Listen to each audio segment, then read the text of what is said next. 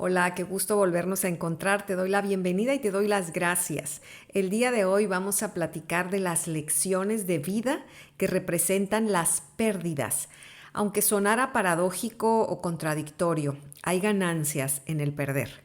Y vamos a arrancar con esta frase de Elizabeth Kubler-Ross que dice que todo final es un luminoso principio.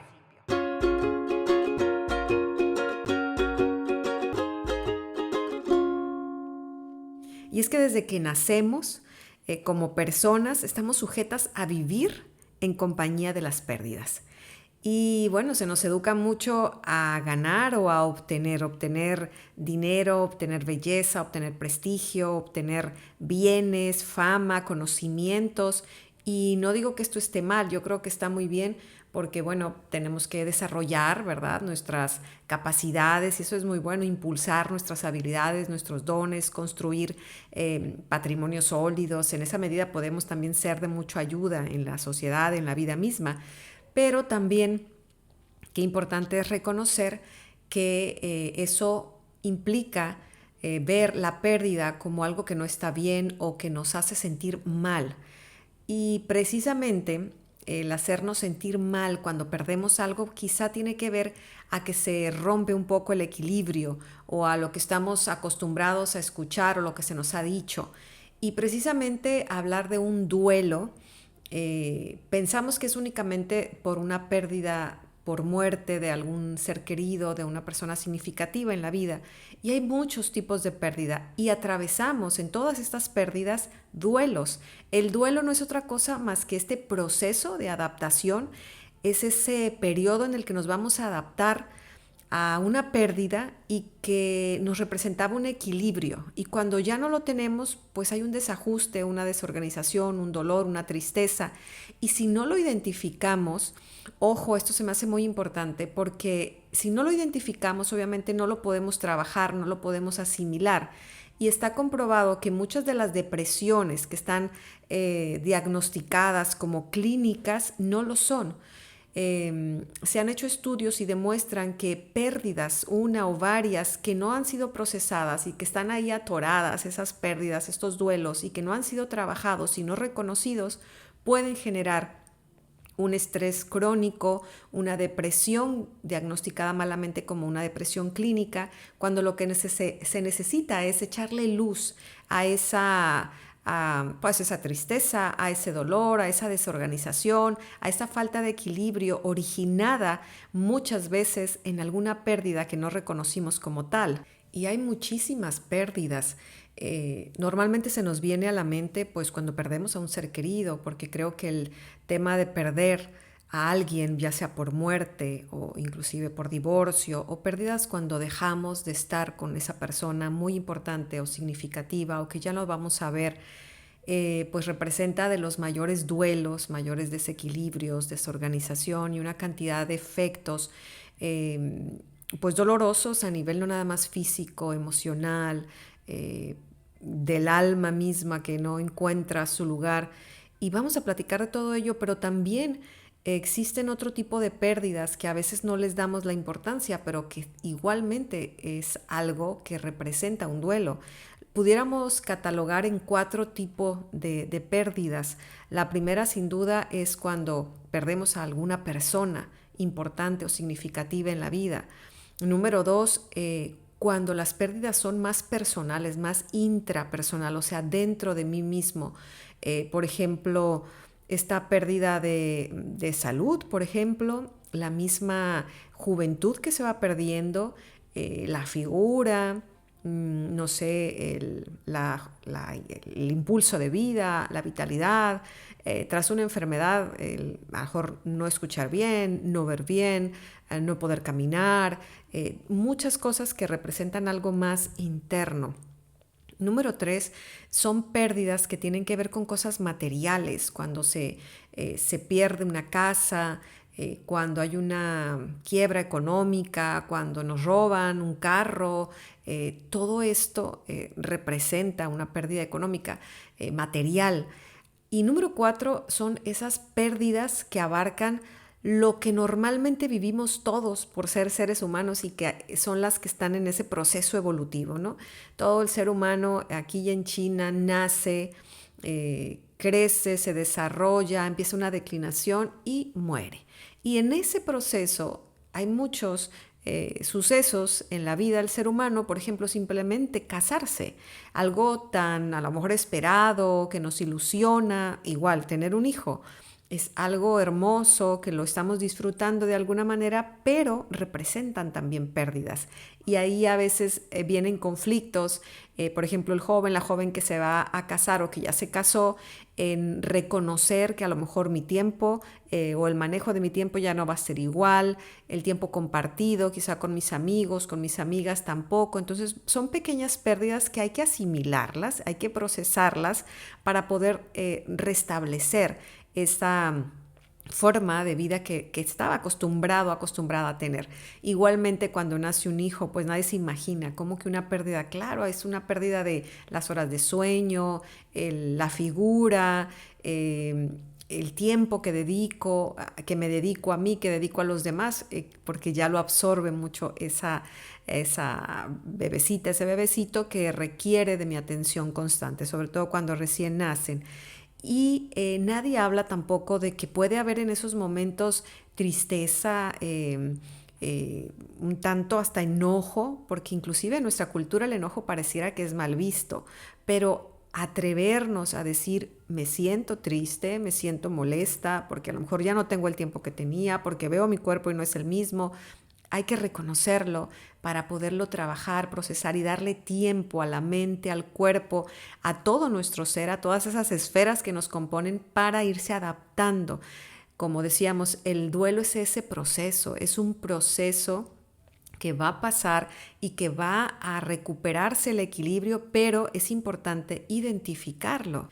Cuando no identificamos una pérdida, se pone de manifiesto en muchas actitudes automáticas, porque obviamente hay algo que nos incomoda y que ahí aparentemente con el tiempo se va a sanar o no reconociéndolo. Bueno, como mucha gente dice, el tiempo lo cura todo y eso es completamente equivocado. El tiempo no lo cura, es lo que nosotros hacemos con ese tiempo cuando podemos realmente sanar, restablecer, entender cualquier tipo de pérdida que hayamos tenido en nuestra vida o que estemos teniendo.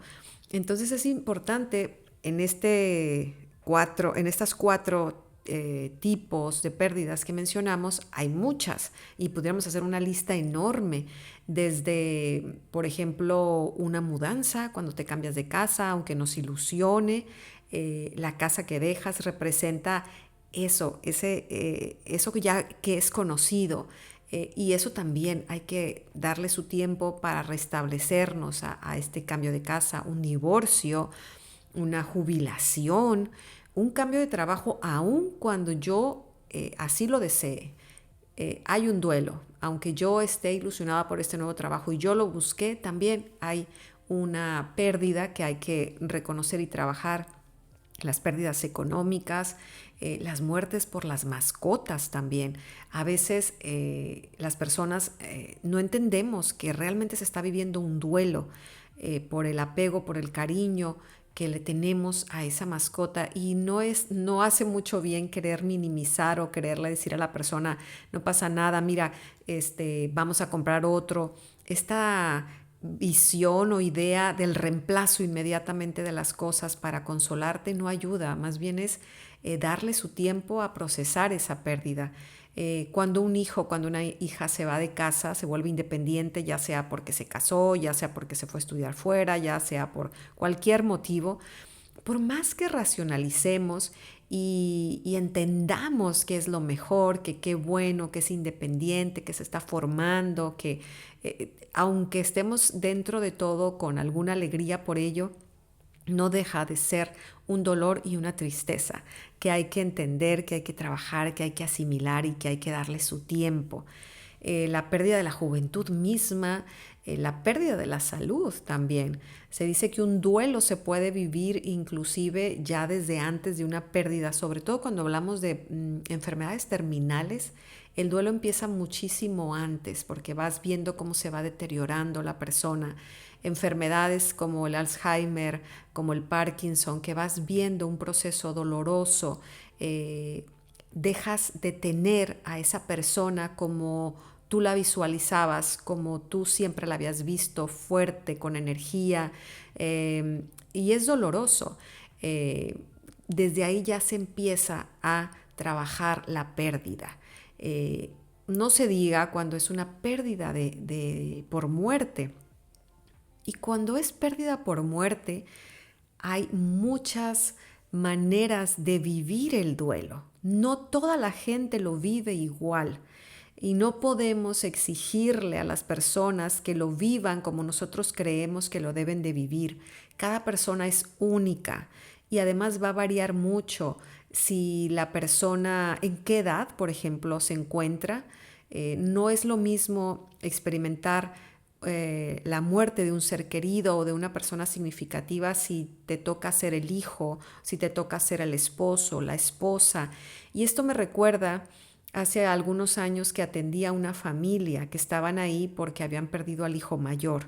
Estaba mamá, estaba papá y estaban los dos hermanos que quedaban. Y a mí me sorprendió mucho ver cada uno, dependiendo de su edad, inclusive culturalmente, o esta parte de que a las mujeres se les permite quizá más expresar el sentimiento. Yo lo veía en el hijo y en el papá, esta contención de la emoción, y además hay que sumarle que, por ejemplo, el papá estaba viviendo un doble duelo, doble pérdida, porque yo veía al Señor cómo se preocupaba al ver a su esposa, cómo se estaba viniendo abajo, y él no se permitía vivir el dolor por la muerte de su hijo porque no quería que su esposa lo viera débil, o porque él sentía la responsabilidad de ser soporte y de mantenerse firme para su esposa. Entonces, en una pérdida por muerte hay muchos factores que influyen y es importante saber para poder acompañar también a la persona. Creo que el mejor acompañamiento es ese, acompañar, no quererle resolver su dolor, no quererle sí, solucionar ese momento que solamente él y que solamente ella están viviendo. Es importante darse permiso de sentir. Es importante saber que no se están volviendo locos, no se están volviendo locas en esa primera etapa del duelo, que es la negación, porque es muy necesaria esa etapa, porque está protegiéndose la mente, nuestro cerebro, que es maravilloso, de alguna manera está poniendo un colchón para no de golpe reconocer que esa persona se ha ido. Entonces, todo esto es importante saberlo para poder acompañar, para poder entendernos nosotros mismos si estamos viviendo por un duelo. También qué importante es reconocer si en nuestra vida y en nuestra propia historia hay heridas. De hecho, hemos platicado mucho aquí en Avanzando de las heridas de la infancia. Y por ejemplo, si en nuestra vida hemos detectado una herida de injusticia, esas personas que se han vuelto cerradas a expresar sus emociones, pues ante un duelo va a ser también muy complicado porque no se van a dar como ese permiso de experimentar el dolor. O por ejemplo, yo haciendo consciente una pérdida, por ejemplo, me pongo de ejemplo para entender por esta parte de traer una pérdida quizá de abandono. Cuando en mi historia perdí a mi hermana menor, yo era una niña, tenía 6 años y esta bebecita tenía 4 meses. Pero claro que la recuerdo y de repente ya no está en casa, nunca se nos explicó qué pasó, qué le pasó, simplemente ya dejamos de tener hermanita y además dejamos de tener también a mamá, porque mamá entró en un proceso de depresión crónico. Dejamos de tener a papá porque papá se fugó en otras actividades o en otras situaciones, y eso no lo procesas de niño, no lo entiendes de niño, y es hasta que vamos llegando a la edad adulta que comprendemos por qué mi miedo a perder a alguien ahora de adulto, por qué tanto miedo a estar quizás sola, por qué, y no hablo de miedo o de espanto porque estoy sola, no, sino a perder a alguien significativo en mi vida, creer que no seríamos capaces de sobrevivir si alguien significativo se volviera a ir. Y es por esta herida de abandono que en su momento se juntó con un duelo no entendido de niño, al no tener ese equilibrio que en un momento dado tenías cuando tenías hermanito, mamá, papá que estaban y que era parte de tu vida normal y diaria, y de repente ya no tienes todo esto. Creo que todo eso afecta también en un duelo. Y aquí volvemos a recomendar ese episodio 8 de las heridas de la infancia, porque aprender a conocernos nos ayuda y también nos enseña a sanar cualquier situación dolorosa que se nos presenta en la vida. ¿Cómo podemos identificar o qué señales podemos detectar para darnos cuenta si nosotros traemos ahí un duelo no procesado, una pérdida atorada, ¿sí? Por así decirlo, no trabajada, no resuelta? Hay cosas que nos pueden indicar que hay algo ahí. Por ejemplo, cuando es muy evidente, obviamente, al nombrar a esa persona que falleció, no se contiene el llanto, no se puede ni siquiera mencionar el nombre de la persona. Ahí hay un duelo que hay que trabajar, que hay que reconocer, que hay que darle tiempo a la mente y al cuerpo para reconocer que está doliendo y que hay una tristeza ahí que no está totalmente aflorando. Sentir enojo sin causa aparente, un desgano generalizado, una pérdida de ilusión por el futuro. Somatizar, por ejemplo, personas que normalmente siempre algo tienen, la emoción está quizá atorada y el cuerpo lo manifiesta, insomnios, dolores de cabeza frecuentes.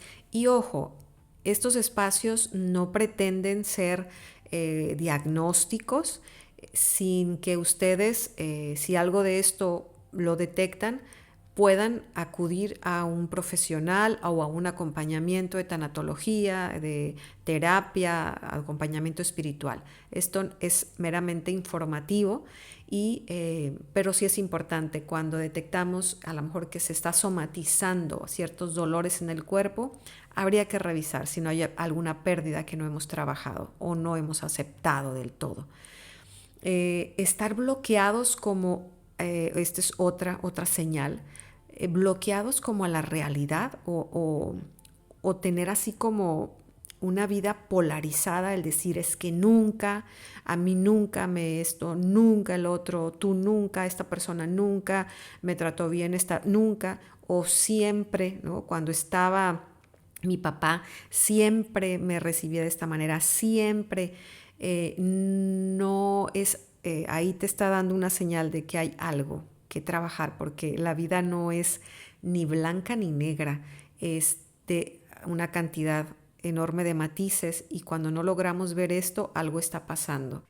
El hecho de experimentar una culpa dolorosa, creer, por ejemplo, que si yo hubiera hecho esto, esta persona no se hubiera ido, si yo hubiera estado, esta persona no hubiera, eso también puede agravar o puede darnos una señal de que la persona necesita trabajar esa pérdida. O por ejemplo también fugarse, ¿no? Ya llámese en el alcohol, en las drogas, en todo aquello que me permita olvidar, porque no quiero experimentar, no quiero tocar ese dolor o esa tristeza. Ahí también es una señal importante que necesita ser trabajada. Y es que hablando de pérdidas, particularmente por muerte, hay cosas muy específicas que pueden agravar ese tipo de duelo, pueden complicar el duelo por muerte, Por ejemplo, cuando son muertes muy inesperadas, llámese un accidente, llámese alguna muerte violenta por algún asesinato, por algún suicidio. Son cosas muy dolorosas que sí o sí se tienen que trabajar y se tiene que pedir ayuda para procesar este tipo de pérdida por muerte. Cuando, por ejemplo, una persona desaparecida que nunca se encontró el cuerpo, eso también agrava para superar la pérdida, porque siempre va a haber como esa esperanza de que quizá está vivo, está viva. Eh, por ejemplo, cuando hay muchas pérdidas al mismo tiempo. Por ejemplo, aquí también me recuerda el caso de un joven que perdió a su papá de manera violenta cuando él tenía 10 años. Y él simplemente supo que su papá murió, pero al día siguiente de que se entera es empaca tus cosas, hay un cambio de ciudad. Obviamente ahí ya se vienen en cascada muchas pérdidas. La pérdida de los compañeros de escuela, la pérdida de su casa porque se va a vivir a la casa de los abuelos y la pérdida de su papá. Obviamente él hace consciente este dolor que traía reprimido y que no sabía cómo digerirlo, por así decirlo, porque era un niño de 10 años y es hasta los 22 años que él trabaja su pérdida, que se da cuenta que no era cierto que era un niño que no entendía, que era un niño con déficit, que no era un niño con déficit de atención, que no era un niño violento, que no era un niño que en la escuela nada se le pegaba, ¿no? Todas estas etiquetas que fue acumulando, era más que nada que nadie le habló del tema de la muerte y de todas las pérdidas que esto conllevó para él. Hasta los 22 años que él hace consciente de ese dolor, de esa ausencia de papá, de todas esas seguridades que de repente se le quitaron, empieza a comprender y empieza a asimilar de una manera distinta su propia persona y sus propias heridas, porque no era que no quisiera aprender en la escuela, no era que quisiera ser violento en la escuela, es que traía muchas emociones contenidas y no entendidas. También algo que puede ser muy doloroso, la pérdida, ya hablando de este duelo por muerte, es el tipo de vínculo que teníamos con la persona. No es lo mismo cuando es una persona lejana, cuando inclusive ya tenía una enfermedad dolorosa y había pasado mucho tiempo y la estamos viendo sufrir y en el momento en que se va, aunque duele, no es lo mismo a cuando es una muerte repentina o, por ejemplo, hablando de este vínculo, no es lo mismo si es un hermano, si es un amigo, si es un tío, si es un padre, si es una madre, si es un hijo, si es una hija, si es un esposo, una esposa. De eso va a depender también mucho este desajuste, este desequilibrio en la vida. Y aquí es importante, como decíamos, entender para sanar, comprender para sanar y darle su tiempo, porque si es una persona muy cercana y la persona además se tenía un vínculo y representaba a esa persona algo muy importante en la vida, es aparte de doloroso, pues representa un desequilibrio mayor. Por ejemplo, la persona muchas veces puede ser el símbolo de su seguridad económica, puede ser el significado de vida, de fortaleza, por ejemplo. Eh, Puede ser, por ejemplo, una mamá que siempre se ha dedicado a ser mamá solamente, es mamá soltera y dedicó totalmente su vida a un hijo o una hija, y se va ese hijo, se va esa hija, agrava y complica. Eh, pero claro que todos estos procesos se pueden sanar, pero sí pueden ser a lo mejor distintos y no podemos compararnos con relojes ajenos y decir, ¿por qué aquella persona superó la pérdida de su papá o de su mamá o de su esposo en 6 meses, en 9 meses, en un año? Y tú ya tienes 2 años y no veo claro. Ojo, hay que ser muy cuidadosos y comprender que cada persona es única y que va a haber factores que van a hacer que varíe totalmente un duelo. Es importante también saber que hay etapas del duelo y los estudiosos en tanatología han hecho todo un análisis y estudio al respecto y se mencionan 5, bueno ya autores mencionan 6, pero también si nosotros estamos pasando por un proceso de duelo o si alguien que conocemos está pasando por un proceso de duelo, es importante entenderlo y saberlo. Por ejemplo, la etapa número 1, que es la negación, es una defensa de la mente para poder entender algo tan doloroso.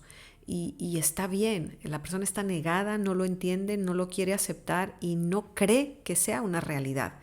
Y aquí volvemos a lo que decíamos, no te estás volviendo loco, no te estás volviendo loca si crees escuchar la voz de tu ser querido, si de repente crees que va a entrar por la puerta y caminando, si vas a levantar el teléfono y va a ser él y ella que te va a hablar.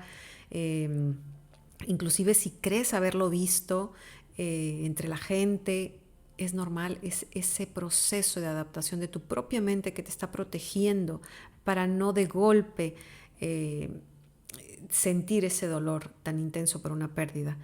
El número 2 en las etapas es el enojo, enojo a la vida, enojo a Dios, enojo a los familiares, porque a lo mejor hasta te enoja que esa persona, ¿por qué está ahí con sus hijos? ¿Por qué está con su esposo, con su esposa? ¿Por qué él o ella sí y yo no? Y es normal. Decíamos, en nuestra cultura a veces es como prohibido podernos enojar, poder gritar, poder...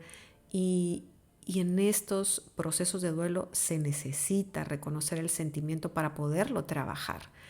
Les recomiendo mucho un libro hermoso que lo leí hace 10 años y lo acabo de volver a leer, que se llama Martes con mi viejo profesor de Mitch Albom. Aquí se los voy a dejar anotados también. Es de verdad, se ve de manera muy clara lo que es el duelo, la vida, las pérdidas, este proceso de vida que nos regala la muerte misma. Y está maravilloso como para leerlo y releerlo. Y como en este libro me encanta porque de hecho es un caso real, hasta hay película, ¿no? El profesor, el viejo profesor, él reconocía sus emociones, les ponía nombre a sus emociones para poderlas trabajar, reconocer y dejarlas ir. Y él decía, claro que en la mañana me despierto, lloro, le tengo envidia a tal persona y dejo salir las lágrimas, pero digo hasta aquí. Ya, hasta esta hora me di para llorar y ahora lo que sigue, trato de distraerme. Creo que ahí nos ayuda mucho saber que no pasa nada si nos enojamos. La tercera etapa es la negociación. Esta negociación se da inclusive mucho como con Dios, por decir, con este poder supremo, de decir, inclusive cuando están enfermos, ¿no? Mira, si yo hago esto, por favor, si yo hago esto, no te lo lleves y yo te prometo que voy a hacer esto otro. O si ya se lo llevó, bueno, ¿por qué también no me llevas a mí? Mira, es que es como una especie de ya ir aceptando. Es como que la mente empieza a ver las primeras luces de aceptación, pero se resiste aún a aceptarlo del todo. La número 4 es la depresión, y no estoy hablando de una depresión clínica, no, es una depresión transitoria en la que no se quiere hacer nada, se quiere quedar en cama, se siente triste constantemente, mucha melancolía, mucha tristeza, y es normal saber que está y que va a pasar. Eh, y la 5 ya es la aceptación. Es la aceptación, ese poder hablar de la persona sin tener un ataque de llanto y de... no quiere decir que al momento de llegar a la aceptación no se pueda regresar la persona y de repente experimentar enojo y de repente seguir como negado o negada, pero ya es otro proceso. Ya dura menos estacionado en esa etapa, pero no son así como 1, 2, 3, 4 y si llego al 5 y otra vez me regreso al 1 ya desanimarme, no, es normal. Y los autores han dicho una sexta, que es la resignificación, o sea, encontrarle un sentido a esto que me está pasando. Y creo que eso es una gran tarea y hay hasta también estudios muy específicos, ¿no? Por ejemplo, el libro de El hombre en busca del sentido de Viktor Frankl, este psiquiatra y neurólogo que desarrolló esta técnica o terapia de logoterapia, encontrarle un significado a las cosas. El ser humano está diseñado para eso. Y creo que es importante pues seguirnos formando en ello y ya llegar a la resignificación, pues bueno, es un regalo de vida que nos da la muerte misma también. Hay cosas muy particulares que nos ayudan mucho y que todos las deberíamos de tener en cuenta y poder ser útil cuando una persona está pasando por el duelo, si nosotros mismos estamos pasando por una pérdida. ¿Qué sí ayuda? Como dijimos, darnos permiso de sentir, nombrar nuestras emociones, poderlas identificar, no juzgarnos de por qué estoy pasando por esto, otra vez volví a caer, otra vez me siento triste, otra vez estoy llorando. Recuerdo mucho a una persona que decía, ya cuando empezaba a salir, a tener ese ánimo de mejor de irse a un café, a comer con algún amigo o amiga, de repente estando en un restaurante, me tenía que ir al baño, decía esta persona, porque yo sabía que era como en cascada, se me venía el llanto, era irme al baño, sabía que iba a llorar, soltar, y me regresaba ya con un poco más de paz. Entonces, no juzgarnos si volvemos a caer en estos periodos de llanto. El tener un duelario, se me hace muy bonito, son libros, cuadernos de trabajo para este viaje emocional, para empezar a sanar una pérdida por muerte particularmente. Hay duelarios, estos se pueden comprar en Amazon, incluso ahí están por muerte de papá o muerte de mamá o muerte de esposo o muerte de esposa, de hijos.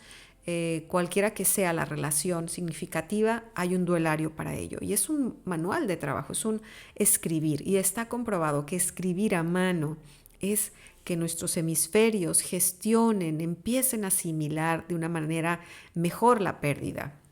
Los diarios de gratitud también, que son diferentes, es agradecer cada día, aunque no tengamos ganas, pero algo que agradecer, simplemente el poder caminar, el poder observar, el poder tener unas cobijas para dormir, el poder ver algo hermoso que me llamó la atención, el poder escuchar los pájaros cantando, el poder, ahorita recuerdo una mamá que perdió a su hija y también ya tenía otra niña y al perder una de ellas, estaba sumida totalmente en una depresión y ella misma decía no quería salir de ella. Y cuando empezó a hacer su diario de gratitud, empezó a asomarse ahí poco a poquito esa lucecita de decir, bueno, es que tengo a mi otra hija, es que mi otra hija está muy sana, es que mi otra hija es hermosa con sus palabras que me dice, es que pude llevar a mi niña a la escuela, cualquier cosa ella anotaba aún sin ganas y fue, ella misma lo dice con sus propias palabras, fue lo que me salvó y fue darme cuenta del valor que tiene la gratitud, porque la gratitud tiene un sinfín de impactos positivos, no nada más a nivel emocional, sino también a nivel físico. De hecho, tenemos un episodio que también se los recomiendo, que es el 1 precisamente de Avanzando, dedicado al poder de la gratitud. Otra ayuda muy específica es el tener una red de apoyo, de amigos, de familiares, de una comunidad y poder darnos permiso a frecuentarlos de vez en cuando, respetar nuestros tiempos y el tiempo que sea necesario para vivir nuestro duelo, pero no aislarnos del todo. También lo que ya dijimos, ¿verdad? No reprimir el llanto. Y otra cosa muy importante, los rituales, qué importante. Y ritual me refiero a todas estas actividades que hacemos para asimilar un suceso. Por ejemplo, cuando hablábamos de pérdidas que se dan cuando te casas, cuando tienes un hijo, ¿cuál sería el ritual ahí? Y lo vemos claramente y en todas las culturas. Por ejemplo, cuando alguien se va a casar, ¿qué hay? Hay despedidas de soltera, donde ya empiezan a dar tus regalos, la boda misma, una fiesta, una ceremonia, donde nos van permitiendo prepararnos, porque ya se aproxima un antes y un después en nuestras vidas. Y aunque sea, decíamos, algo que anhelo y algo que quiero, no deja de representar una pérdida en mi vida. Lo mismo pasa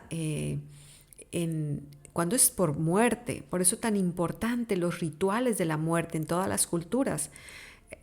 Aquí con nosotros, por ejemplo, hacemos el velorio, el entierro, inclusive actualmente como sociedad, que no sé si tenga que ver con esto de que a veces no sé si a veces o siempre queremos como nada más lo cómodo, lo bonito, lo que no represente mucho esfuerzo emocional, porque no lo quiero, ¿no? Yo no sé si se deba a que ya todo lo tenemos de manera tan rápida, estar acostumbrados a la recompensa inmediata, que quizá el sufrirlo un poquito mejor lo evadimos. Y no sé si eso tenga que ver con los rituales de la muerte, que ya no se vela, ya quizá no se quiere enterrar. Y esto tiene también muchas ventajas, es procesarlo, es irlo asimilando mejor, es ir trabajando la pérdida desde un principio de una manera más clara, más aterrizada. Entonces es importante también esos rituales y obviamente también algo muy importante es esta parte espiritual.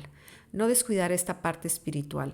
Creo que aquí entra a fortalecer mucho este sentido de trascendencia. El sentido de trascendencia nos lo va a dar esta vida interior, esta sabiduría interior cuando hacemos silencio, cuando alcanzamos a reconocer que estamos aquí por un tiempo, que somos finitos, pero que hay algo más, que hay una fuerza que nos habita y que nos ayuda a trascender.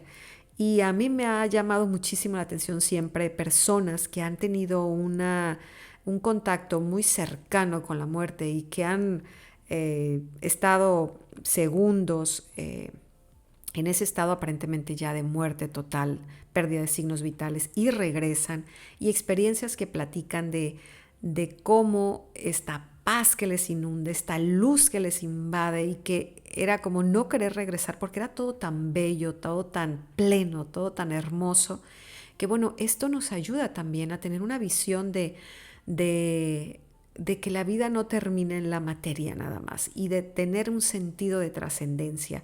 Y en la medida de lo posible, cuando se está en ese estado de aturdimiento, a lo mejor ni se piensa claramente en ello, inclusive se puede tener un enojo hasta con Dios y la vida, pero cuando ya se va dejando pasar el tiempo y que las cosas se vayan acomodando como rompecabezas revuelto en el corazón y van acomodándose las piezas, es importante también escribir a manera de oración, ¿verdad? ¿Qué quiero para esta persona? Quiero que esté llena de luz, de amor, de paz, y eso mismo quiero experimentar yo. Y hay cosas que lo podemos traducir a lo físico, por ejemplo, el respirar, el salir al sol, que me dé el sol, el poder caminar con mis pies descalzos en el mar, y todo esto hacerlo una meditación, una oración, un inhalar recibiendo vida, paz, sanación al dolor, y al exhalar soltar todo aquello que no me está haciendo bien. Todo esto lo vamos haciendo una mancuerna de cuerpo, mente y alma. Esto ayuda mucho también, no olvidar esta parte trascendente, y esto se logra, claro que ya en unas etapas avanzadas de esta pérdida, pero es también lo que va a dar esa fuerza y ese equilibrio que tanto estamos necesitando después de una pérdida. Y hay un ritual, por último, ya decíamos, un ritual es algo, alguna actividad, un proceso que nos va a ayudar a entender mejor lo que estoy pasando. Materialmente hacer algo, ¿no? Manipular un papel, escribir algo, quemarlo. Y es eso, escribir una carta de despedida a esa persona que se fue. Y aquí aplica también tanto como por pérdida por divorcio, ¿no? Cuando en estas 4 clasificaciones que hacíamos, la número 1 es perder a un ser querido, ya sea por muerte, por divorcio, o simplemente una persona que ya nunca volvimos a saber de ella, ni se encontró su cuerpo, que hacer una carta y despedirme de esa persona, diciéndole todo lo que no le dije, todo lo que me gustaría, a lo mejor que sí le dije, que se lo quiero volver a decir, reclamarle también, ¿por qué no? Porque a veces nos enojamos con la persona que se fue. ¿Por qué me dejaste? ¿Por qué? Todo eso, escribirle, despidiéndonos claramente de ella y no nada más de ella, sino también de los proyectos que habíamos hecho con ella, con esa persona, porque teníamos expectativas, porque teníamos planes juntos, porque teníamos proyectos y a veces eso duele mucho.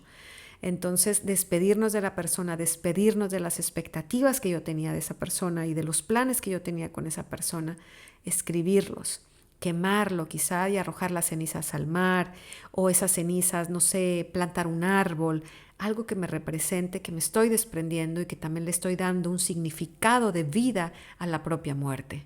Quiero cerrar este programa con una frase de una doctora en teología que quiero mucho y de la que he aprendido muchísimo y que siempre nos decía: se trasciende siendo. Y la vida, como arrancábamos el programa, ¿verdad? Desde que nacemos, como personas estamos sujetas a vivir en compañía de las pérdidas. Aquí es importante saber que siendo, o sea, siendo realmente nosotros, aprender a ser primero. Esto es echarnos un clavado a la interioridad, a conocernos, comprendernos, saber qué nos duele para poderlo transformar. Es la manera de trascender también, ser en todas las áreas de nuestras vidas, atrevernos a ser para trascender. Entonces, todo dolor, toda pérdida, poderle encontrar un significado siempre. Y ahorita hemos hablado mucho del tema de la muerte, pero al principio comentábamos el tema mismo de la vida que va pasando, los años, la juventud, no se diga si ya hay alguna enfermedad, la pérdida de ciertas habilidades, trabajos, apegos, ausencias, que siempre estamos teniendo, poderlas procesar, poderlas asimilar, poderlas integrar a mi ser. Entonces es cuando empiezo también a encontrarle un sentido trascendente a mi propia vida. Saber que soy finito, que soy finita y que es un corto periodo de tiempo que aquí estaré y que espero que todas las lecciones que las otras personas y que a la vida misma me ha dado y me ha quitado me van a hacer una persona más fuerte, que las pérdidas son escuelas para valientes también y que me permite crecer, madurar, encontrar sentido de vida y entender también más a los demás desde una óptica sin juicios, desde una óptica más humana, más compasiva. Y creo que de eso se trata la vida. Pues hemos llegado al final de este episodio. Te invito a que lo compartas. Si conoces a alguien que está pasando por alguna pérdida, me encantará que se lo puedas compartir. Gracias por acompañarme hasta este momento. Te invito a que nos des 5 estrellitas en Spotify para que esto pueda llegar a muchas más personas, a que te suscribas en YouTube, a que nos sigas en las redes también, porque ahí nos puedes mandar mensajes, inclusive en Instagram, en Facebook, en Avanzando Podcast con Dulce Rocío Cepeda, y nos puedas decir alguna inquietud, alguna pregunta, alguna sugerencia, ahí nos podemos poner en contacto. Te agradezco mucho pues esta común unión y nos escuchamos para la próxima. Gracias.